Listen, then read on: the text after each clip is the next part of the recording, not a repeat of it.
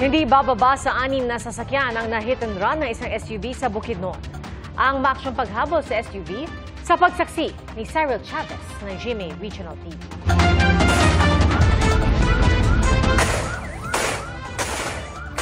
Umalingaw-ngaw ang putok ng baril habang napapaligiran ng mga pulis ang SUV na ito sa Lantapan, Bukidnon nitong Huwebes. Sinubukan ng SUV na umatras para makatakas, kaya nasundan pa ito ng warning shot. Di nagtagal, nabuksan ang driver's seat at pinadapa ang sospek. Ayon sa mga pulis, ilang oras na nilang hinahabol ang sospek na tinakasan umano ang 6 na nabanggang sasakyan sa Valencia City.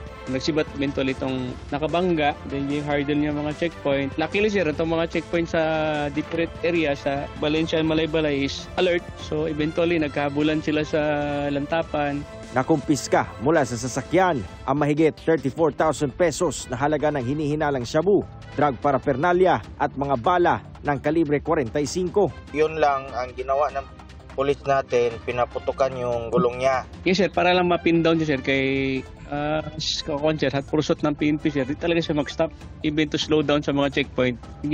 Kuwang pa nga sir, gibanggaan niya pa itong mga 2 ka-barricade sa PNP. Sinusubukan ng GMA Regional TV na makuha ang panig ng sospek. Una na niyang sinabi sa mga otoridad na papunta siyang Cagayan de Oro City bago mangyari ang banggaan at habulan.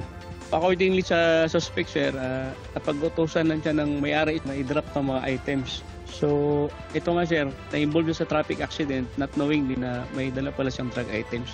Mahaharap sa patong-patong na reklamo ang sospek habang iniimbestigahan ng mga otoridad ang may-ari ng sasakyan.